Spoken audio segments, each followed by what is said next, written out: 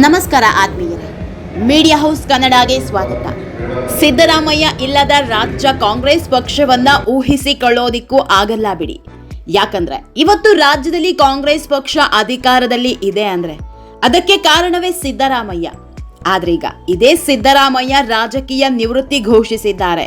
ಈ ಮೂಲಕ ತಮ್ಮ ರಾಜಕೀಯ ಯುಗಾಂತ್ಯದ ಕೊನೆ ಸಂದೇಶ ರವಾನಿಸಿದ್ದಾರೆ. ಹಾಗಾದ್ರೆ ಮುಂದಿನ ಚುನಾವಣೆಯಲ್ಲಿ ನಿಲ್ಲಲ್ವಾ? ಚುನಾವಣೆಗೆ ನಿಲ್ಲಲ್ಲ ಅಂದ್ರೆ ರಾಜಕೀಯದಲ್ಲೇ ಇರಲ್ಲ. ಇನ್ನು ಮುಂದೆ ಕಾಂಗ್ರೆಸ್ನಲ್ಲಿ ಸಿದ್ದರಾಮಯ್ಯಗೆ ಮನ್ನಣೆ ಸಿಗಲ್ವಾ? ಇದೆಲ್ಲದ್ರ ಬಗ್ಗೆ ಇವತ್ತಿನ ವಿಡಿಯೋದಲ್ಲಿ ಹೇಳ್ತಾ ಹೋಗ್ತೀವಿ. ಅದಕ್ಕೂ ಮೊದಲು ನೀವಿನ್ನೂ ನಮ್ಮ ಚಾನೆಲ್ನ ಸಬ್ಸ್ಕ್ರೈಬ್ ಮಾಡಿಲ್ಲ ಅಂದರೆ ಮಿಸ್ ಮಾಡಬೇಡಿ, ಈಗಲೇ ಸಬ್ಸ್ಕ್ರೈಬ್ ಮಾಡಿ. ಈ ವಿಡಿಯೋನ ಕೊನೆವರೆಗೂ ನೋಡಿ, ನಿಮ್ಮ ಅನಿಸಿಕೆಗಳನ್ನು ಕಾಮೆಂಟ್ ಮಾಡಿ.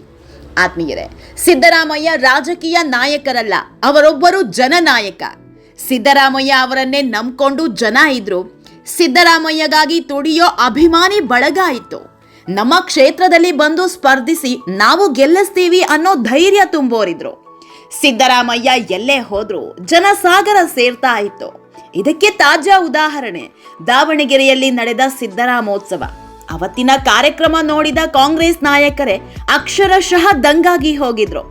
ಲಕ್ಷಾಂತರ ಜನ ಸಿದ್ದು ಸಿದ್ದು ಅಂತ ಘೋಷಣೆ ಕೂಗ್ತಾ ಇದ್ರೆ ಕಾಂಗ್ರೆಸ್ ನಾಯಕರೇ ಬೆಚ್ಚಿ ಬಿದ್ದಿದ್ರು. ಆ ಮಟ್ಟಿಗೆ ಸಿದ್ದರಾಮಯ್ಯ ಬೆಳೆಯೋದಕ್ಕೆ ಕಾರಣ ಆಗಿದ್ದು ಅವರಲ್ಲಿದ್ದ ಅಹಿಂದ.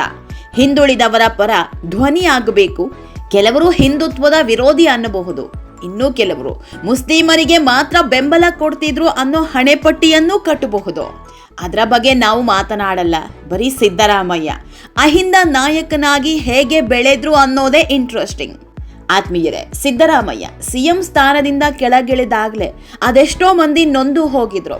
ಇನ್ನು ಮುಂದೆ ಸಿದ್ದರಾಮಯ್ಯ ಗರ್ಜನೆ ಇರಲ್ವಾ ಅಂತ ಬೇಸರ ವ್ಯಕ್ತಪಡಿಸಿದ್ರು. ಆದ್ರೆ ಈಗ ಸಿಎಂ ಸ್ಥಾನದಿಂದ ಕೆಳಗಿಳಿದ 2 ತಿಂಗಳಿಗೆ ದೊಡ್ಡ ಘೋಷಣೆ ಮಾಡಿದ್ದಾರೆ. ಸಿದ್ದರಾಮಯ್ಯ ಸಿಎಂ ಸ್ಥಾನದಿಂದ ಕೆಳಗಿಳಿದ್ರು ಸಿದ್ದು ಹವಾ ಹಾಗೆ ಇರುತ್ತೆ ಅನ್ಕೊಂಡವರಿಗೆ ಕಟ್ಟಕಡೆಯ ಶಾಕ್ ಕೊಟ್ಟಿದ್ದಾರೆ. ಆತ್ಮೀಯರೇ, ಮಾಜಿ ಸಿಎಂ ಸಿದ್ದರಾಮಯ್ಯ ಇನ್ನು ಮುಂದೆ ಯಾವುದೇ ಚುನಾವಣೆಯಲ್ಲಿ ಸ್ಪರ್ಧೆ ಮಾಡೋದಿಲ್ಲ ಅಂತ ಘೋಷಣೆ ಮಾಡಿದ್ದಾರೆ. ಇದಕ್ಕೆ 3 ಸೂಕ್ತ ಕಾರಣಗಳನ್ನು ನೀಡಿದ್ದಾರೆ. ಮಂಡ್ಯ ಜಿಲ್ಲೆಯ ಕೆಆರ್ ಪೇಟೆಯಲ್ಲಿ ಶನಿವಾರ ಆಯೋಜಿಸಿದ್ದ ಖಾಸಗಿ ಸಮಾರಂಭವೊಂದರಲ್ಲಿ ಪಾಲ್ಗೊಂಡಿದ್ದ ಸಿದ್ದರಾಮಯ್ಯ ಚುನಾವಣಾ ರಾಜಕೀಯ ನಿವೃತ್ತಿ ಬಗ್ಗೆ ಮಾತನಾಡಿದ್ದಾರೆ. ಅಲ್ಲದೆ ಈ ಬಗ್ಗೆ ಟ್ವೀಟ್ ಮಾಡಿ ತಮ್ಮ ನಿಲುವನ್ನ ಮತ್ತೊಮ್ಮೆ ತಿಳಿಸಿದ್ದಾರೆ. ಆತ್ಮೀಯರೇ, ಸಿದ್ದರಾಮಯ್ಯ ಕೊಟ್ಟ ಮೊದಲ ಕಾರಣ ರಾಜಕೀಯ ಕ್ಷೇತ್ರವು ಇಂದು ಕಲುಷಿತಗೊಂಡಿದೆ. ಪ್ರಾಮಾಣಿಕ ರಾಜಕಾರಣಕ್ಕೆ ಉಳಿಗಾಲ ಇಲ್ಲ.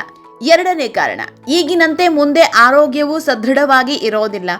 3ನೇ ಕಾರಣ, ವಯಸ್ಸಾಗಿದೆ. ಹಿಂದಿನಂತೆ ಉತ್ಸಾಹದಿಂದ ಕೆಲಸ ಮಾಡಲು ಸಾಧ್ಯ ಆಗೋದಿಲ್ಲ ಅನ್ನೋದು.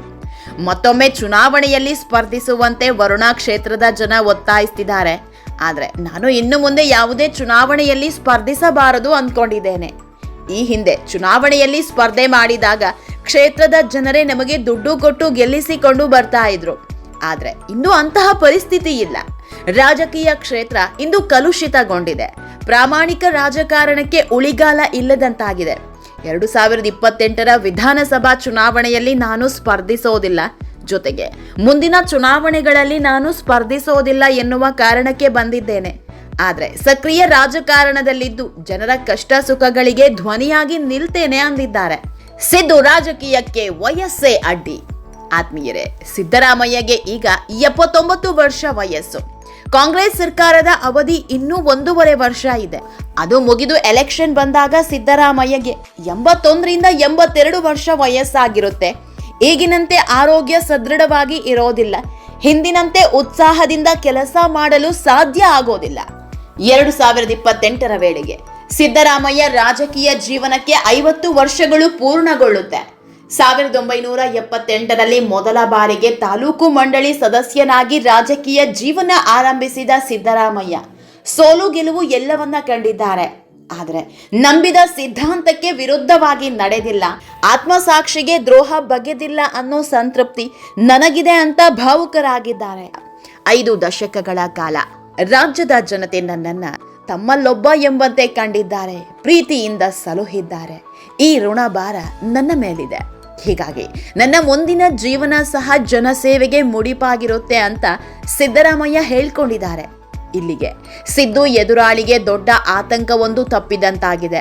ಯಾಕಂದ್ರೆ ಸಿದ್ದರಾಮಯ್ಯ ಸದ್ಯದ ಪಾಲಿಗೆ ರಾಜಕೀಯದ ಮಾಸ್ ಲೀಡರ್.